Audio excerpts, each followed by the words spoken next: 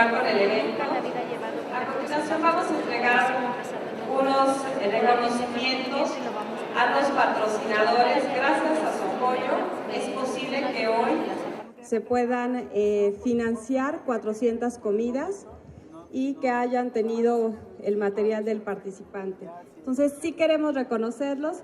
Vamos a pedirle a Astrum Servicio Eléctrico, al ingeniero Octavio Barrera Calva, director general, que pase a recibir este reconocimiento.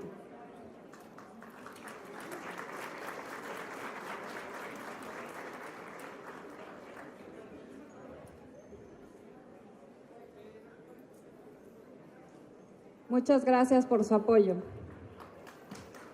Al Centro Metropolitano para Prevención de la Contaminación y Gestión Integral SADCB, recibe el reconocimiento el ingeniero Carlos Alberto González Morales, director general.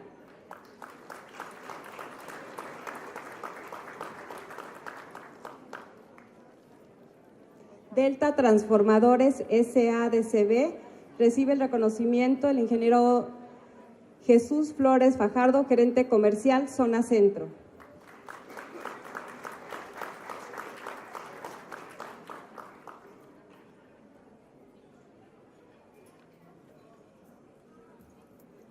Dinámica en Ingeniería Eléctrica SADCB, recibe el reconocimiento el ingeniero José Carlos Rodríguez Luna, director general.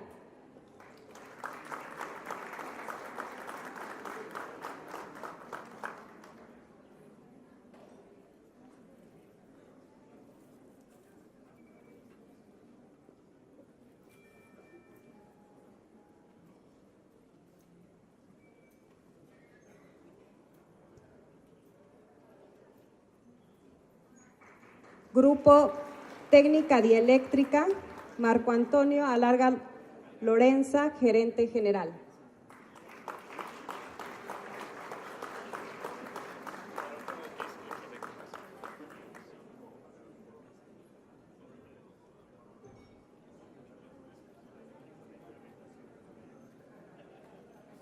Laboratorio Mexicano de Investigaciones y Diagnóstico SADCB, Iberol, recibe el reconocimiento Arturo de la Rocha Hernández, gerente de laboratorio.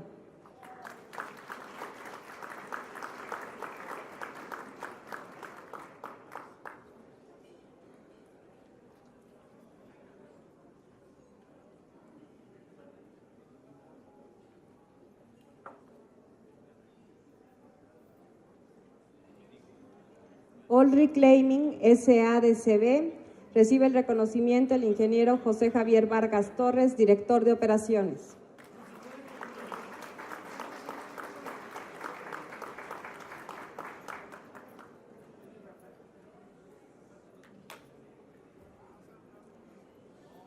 Representaciones y Servicios Analíticos SADCB, Repser Analítica, recibe el reconocimiento la ingeniera Carla María Pérez Granados, gerente de Servicios Técnicos.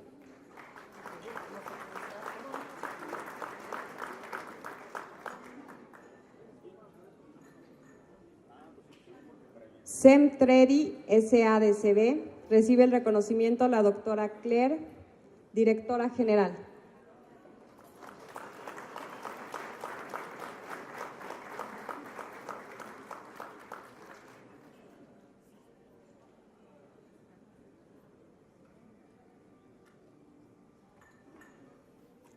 System of Energy SADCB, recibe el reconocimiento el ingeniero Óscar Oliver Gutiérrez, gerente general.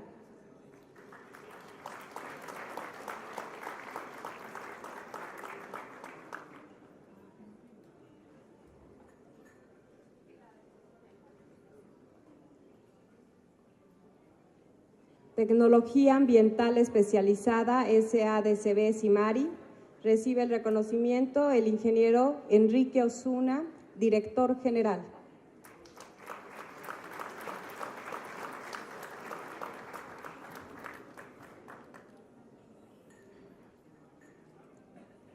Transformadores Victory SADCB, recibe el reconocimiento la ingeniera Carla Erika García, gerente de ventas.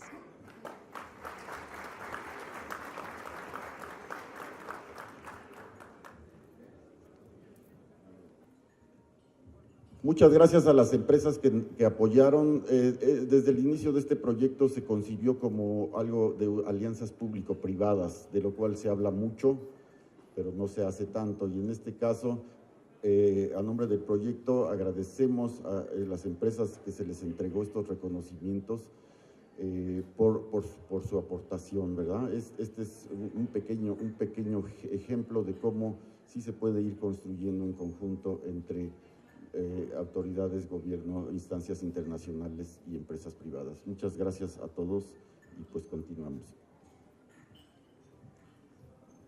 Continuamos con la presentación Manejo de compuestos orgánicos persistentes y BPCs en el mundo a cargo de Anil Sogdeo, especialista ambiental en clima y químicos del Fondo para el Medio Ambiente Mundial. También le damos la bienvenida a la coordinadora técnica del proyecto de BPCs en Brasil, Lorenza Alberica. Muchas gracias y les damos paso a la presentación. Buenos días, eu sou Lorenza Alberite da Silva, eu sou a coordenadora técnica del PNUD, del proyecto de gestión y eliminación de PCB en Brasil, y estoy aquí juntamente con la coordinadora nacional del proyecto, la ingeniera Sabrina Jiménez de Andrade, del Ministerio de Medio Ambiente de Brasil. Nosotros gostaríamos de agradecer la invitación para participar de este taller. Muchas gracias.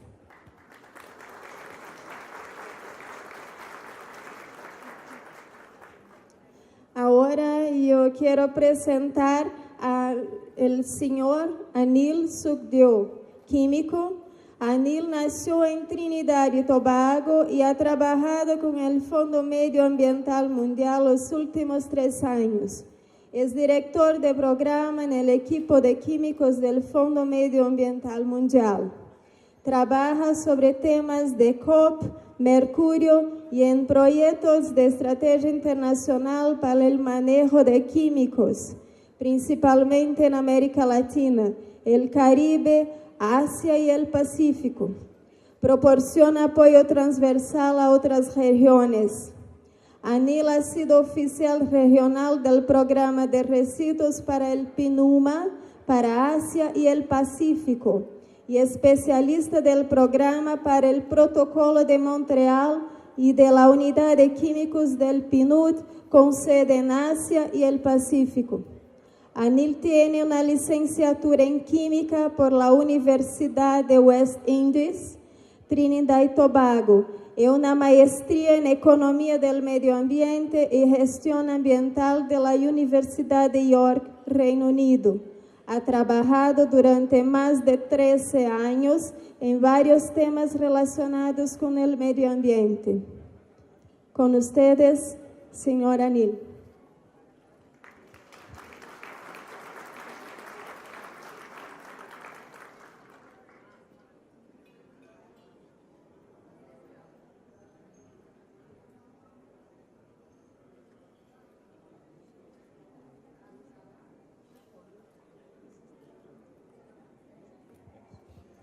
Good morning again.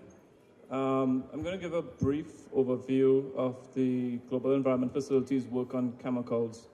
And hopefully, if we can get it working, the full video that actually tells it better than I can tell how we work on chemicals. So a quick overview of what the GEF is. It brings together 183 countries, NGOs, GEF agencies, and we are the largest public funder for global environmental projects. We've been in existence since 1999, since the original Rio conference, and to date we've allocated about $11.5 billion in projects in developing countries and in countries with economies in transition. We also have a GEF Small Grants project, which funds projects up to about $50,000 for CBOs and NGOs, and we have about 16,000 of those projects.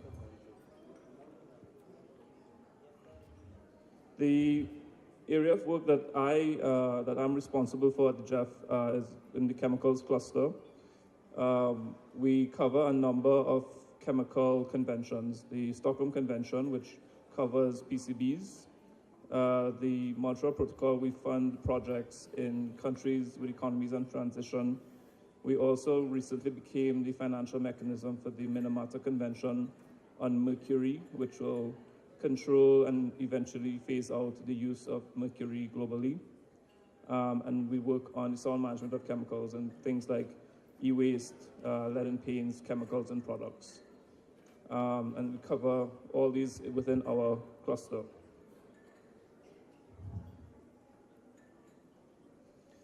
So for chemicals in particular, since 2001, we've allocated $973 million to projects at which leveraged $2.2 billion in co-financing. That co-financing is generally all of you sitting here who've contributed to the projects, like this one here in Mexico, in terms of resources and technical expertise and working on it. We've also funded, we have to fund the national implementation plans, which Mexico has one. And we funded over 150 of those, and those have been submitted by parties. This is a quick snapshot of the types of projects we've funded for chemicals over the 20-odd years we've been working on it. The majority of projects were the national implementation plans because you have 148 developing and countries with economies in transition parties to the Stockholm Convention. And as the financial mechanism, we fund all of those countries. So the majority of projects are the national implementation plans, followed by industrial chemicals, which PCBs fall under, and then pesticides, including DDT and other POPs pesticides, and different areas of work. In terms of money, this does not show very well. The largest amount of money we've spent is on ozone depleting substances because it's the longest running program we have, followed by the industrial chemicals, POPs management, and pesticides. Now this morning when I was doing my quick talk, I said we were negotiating JEF 6. So the JEF works on a 4-year replenishment cycle where donors pledge resources to the JEF every 4 years. So JEF 5, which is the period 2010 to 2014 for chemicals, we have still $425 million allocated to work on chemicals, including the Stockholm Convention, which we have $375 million, ozone and chemicals. And for chemicals, we've already started work on mercury and sound management of chemicals.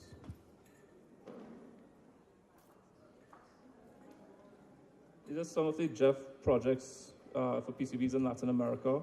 I mean, we fund projects very similar to this one where you phase out PCBs in equipment that you have in use, or you have an environmentally sound management system so that you continue to maintain them in a safe and responsible manner until they come to the end of life. And we also fund the collection, transport, and disposal and destruction of PCBs and other chemicals. And these are just 4 examples that we have in Latin America. The one in Mexico, in Peru. Then we looked at PCBs in the mining sector because PCBs are not only used in electric generation and transmission sector, they're used in a various number of areas, and in Ecuador.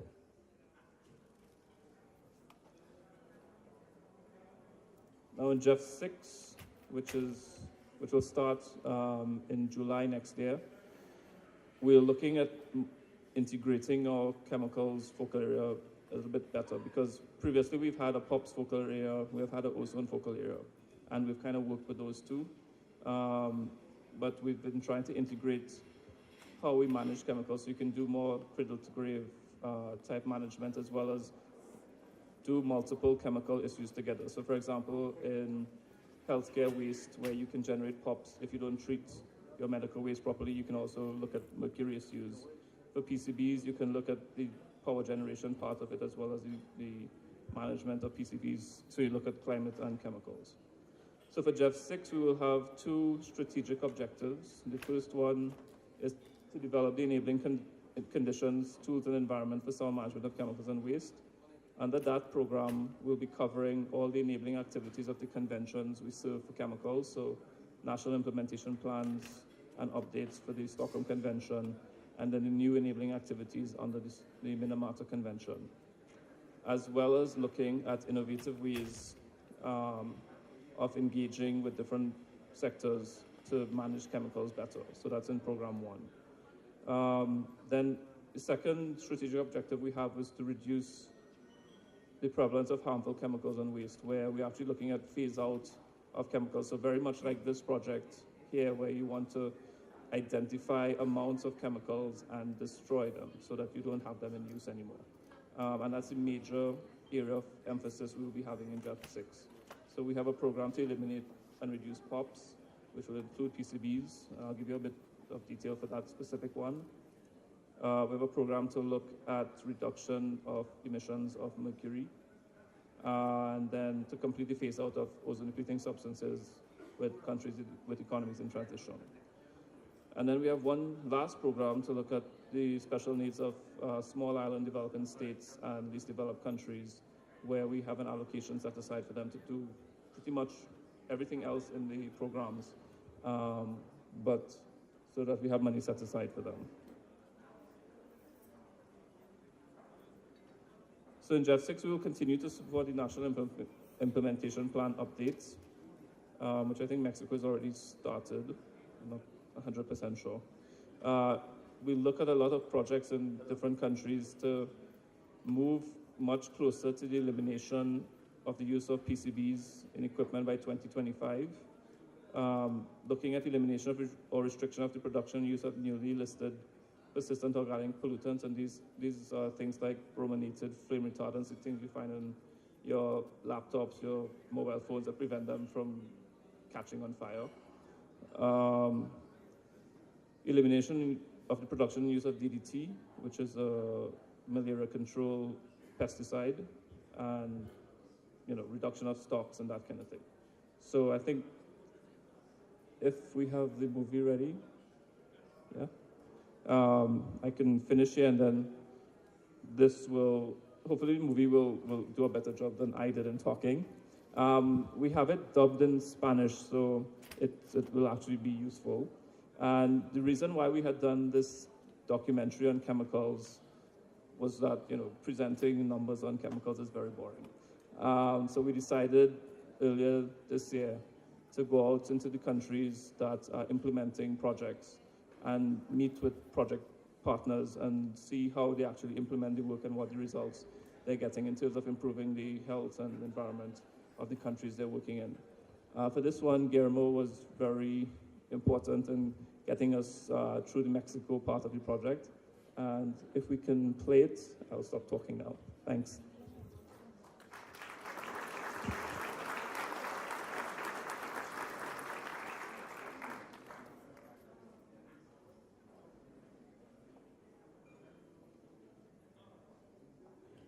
Gracias, senhor Anil.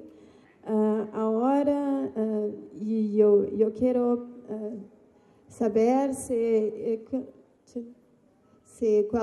temos perguntas.